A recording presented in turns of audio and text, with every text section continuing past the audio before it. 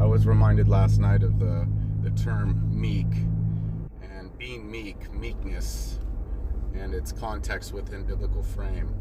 And I wanted to identify a couple pieces to the ingredient list on this. Is that it's often interpreted that meekness is, is like a meek little mouse.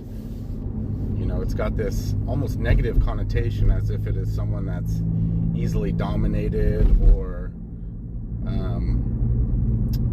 is corruptible, perhaps even, or weak, when in fact it's the opposite. Meekness represents a mental state of calm, not easily provoked by the world and that of the flesh. In a spiritual sense, meekness is the antithesis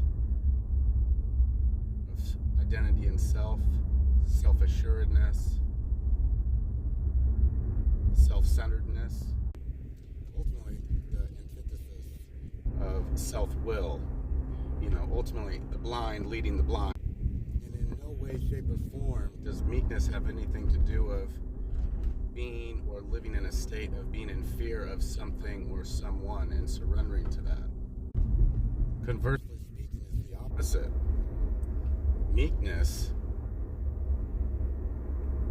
is having the strength to trust God and trust the justice that is in God's will. Meekness is living with humility, being humble, being peaceful, and being in a state of neutrality. It's having self-control. It's being teachable. It's being humble.